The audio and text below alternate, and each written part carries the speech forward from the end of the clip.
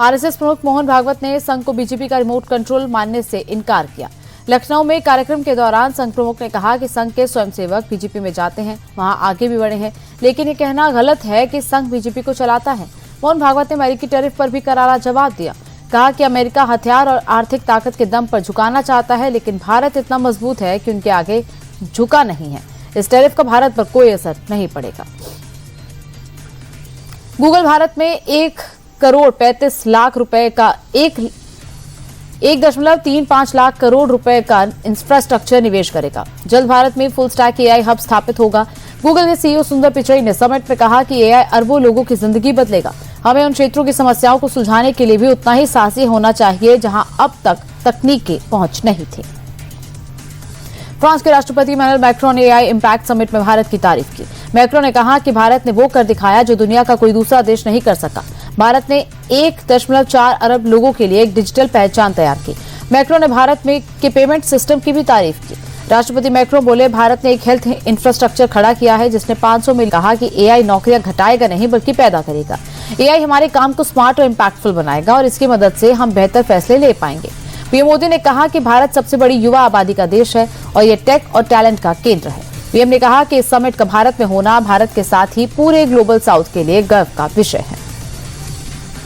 अब एम्स में मरीजों के इलाज में एआई का इस्तेमाल किया जाएगा। एम्स में मेडिकल की पढ़ाई कर रहे छात्रों को भी आर्टिफिशियल इंटेलिजेंस से मरीजों का इलाज करने की ट्रेनिंग दी जाएगी। एआई समिट में भारत के दौरे पर आए फ्रांस के राष्ट्रपति इमैनुअल मैक्रोन ने इसकी शुरुआत की। एआई समिट में शामिल विशेषज्ञों ने कहा कि गरीब वर्ग को कम मूल्य पर इलाज देने में आर्टिफिशियल इंटेलिजेंस बहुत मदद कर सकता है। टाटा ग्रुप देश का पहला नेक्स्ट जनरेशन डेटा सेंटर बनाएगा। टाटा ग्रुप ने ओपन एआई के साथ साझेदारी की। एआई इम्पैक्ट समिट में टाटा ग्रुप के चेयरमैन एन चंद्रशेखरन ने भारत का पहला बड़े पैमाने पर ऑप्टिमाइज डेटा सेंटर स्थापित करने के लिए कहा।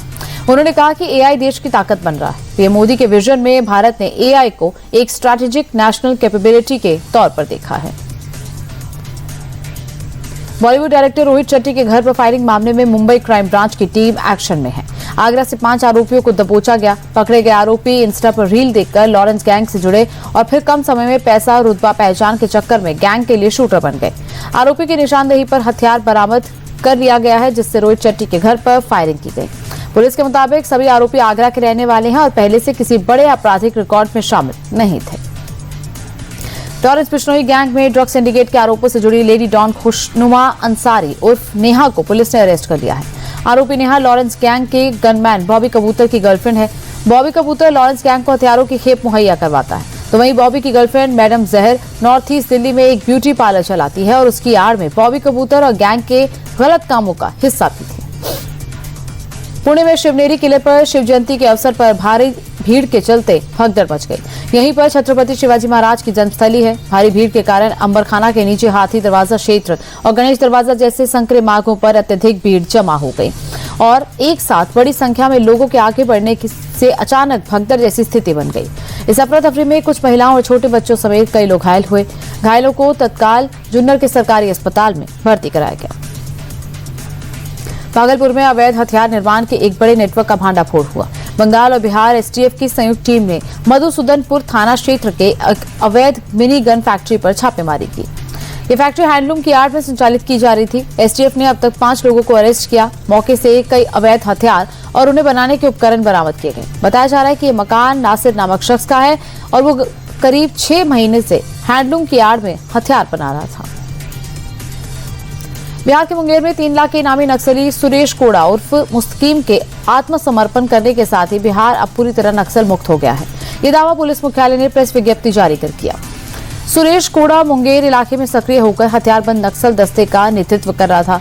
पुलिस मुख्यालय के मुताबिक अब कोई भी हथियारबंद नक्सल दस्ता बिहार में नहीं बचा है, जबकि 2012 में राज्य के 22 जिले नक्सल प्रभावित हुआ करते थे। वृंदावन के बांके बिहारी मंदिर में सेवादारों और हाई पावर कमेटी के बीच दर्शन स्थल को लेकर विवाद गहरा गया है। कमेटी जहां भगवान बांके बिहारी के दर्शन का समय बढ़ा रहे हैं और उनको जगमोहन में विराजमान करना चाहती है, तो वहीं गोस्वामी का कहना है कि यह परंपरा और मर्यादा के खिलाफ है। वहीं बुधवार को जब दोपहर के समय गोस्वामी समाज जगमोहन पर पहुंचा तो उन्होंने गर्भगृह के गेट पर बंद जंजीर को लेकर आपत्ति जताई और कहा कि आज तक मंदिर के गेट पर जंजीर नहीं बांधी गई। मध्य प्रदेश में शाजापुर जिले के शुजालपुर की जगन्नाथपुरी कॉलोनी क्षेत्र में उस वक्त हड़कंप मच गया जब बच्चा चोरी की आशंका को लेकर एक संदिग्ध महिला को लोगों ने पकड़ लिया। मौके पर पहुंची पुलिस ने संदिग्ध महिला को हिरासत में लेकर पूछताछ की। दरअसल मध्य प्रदेश में इन दिनों बच्चों की चोरी के मामले बढ़ते देख आम लोग सचेत हो गए। सोशल मीडिया पर भी बच्चा चोरी के नाम पर कई पोस्ट की जा रही है। मध्य प्रदेश के धार में चूनापत्थर खदान में सर्वे के लिए पहुंची प्रशासनिक टीम पर ग्रामीणों ने हमला कर दिया। तहसीलदार और पुलिस की गाड़ी पर जमकर पथराव किया। पत्थरबाजी में पुलिस और प्रशासन के कई वाहन क्षतिग्रस्त हो गए। ग्रामीणों का गुस्सा देख प्रशासन को बिना सर्व वापस भागना पड़ा। बताया जा रहा है कि चूना फैक्ट्री और खनन को लेकर गांव वाले लंबे समय से विरोध कर रहे हैं। प्रशासन की टीम ड्रिलिंग और सर्वे कार्य के लिए गांव पहुंची थी, तभी ग्रामीणों ने पुलिस टीम पर हमला बोल दिया। हरियाणा में पलवल के छायसा गांव के लोग इन दिनों काफी दहशत में हैं। दरअसल गांव में 15 दिनों के अंदर 20 लोगों की मौत हो चुकी है। आशंका है कि यहां भी इंदौर जैसी घटना की वजह से मौतें हो रही हैं और गंदा पानी पीने की वजह से लोगों की मौत हो रही है। मरने वालों में स्कूली बच्चे, बुजुर्ग और जवान शामिल हैं। तो वहीं लगातार मौतों के बाद स्वास्थ्य विभाग की टीमें गाँव में कैंप कर रही हैं। लोगों के ब्लड सैंपल की भी जाँच की जा रही है। सूरत में रहने वाले युवक ने एक हिंदू एनआरआई महिला को प्रेम जाल में फंसाकर सऊदी अरब ले जाकर धर्म परिवर्तन करा दिया।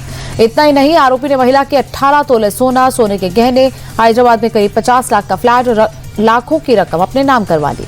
पुलिस ने आरोपी के खिलाफ गंभीर गुनाहों के तहत मामला दर्ज कर गिरफ्तार कर लिया है और साथ ही पूछताछ में सामने आया कि आरोपी एजाज पहले से शादीशुदा है और उसका एक बच्चा भी है। कर्नाटक के मंगलुरु में पुलिस ने बड़ी कार्रवाई की। पुलिस ने 9 साल से फरार सफवान हुसैन नाम के एक अपराधी को गिरफ्तार किया। सफवान हुसैन का लंबा आपराधिक रिकॉर्ड है। इसमें कई हत्याएं, हत्या के प्रयास जैसे कई मामले दर्ज हैं। वहीं पुलिस अधिकारियों पर हमले के आरोपी उस पर शामिल है। साथ ही उस पर जेल में मारपीट, चेन छीनना और जैसे आपराधिक साजिश भी शामिल है। झारखंड के बोकारो में 5 जंगली हाथियों के घुसने के बाद जिला प्रशासन सतर्क है। ड्रोन के जरिए हाथियों पर नजर रखी जा रही है। बोकारो वन विभाग के साथ साथ 5 सदस्यीय दल उड़ीसा और सारंडा से भी बुलाया गया है। तो वहीं पेट्रोलिंग और लाउडस्पीकर के जरिए भी लोगों को आगाह किया जा रहा है। पिछले दिनों इस क्षेत्र में हाथियों के इस झुंड ने दादा पोता समेत 6 लोगों की जान ली थी। इसके बाद सतर्कता लगातार जारी है।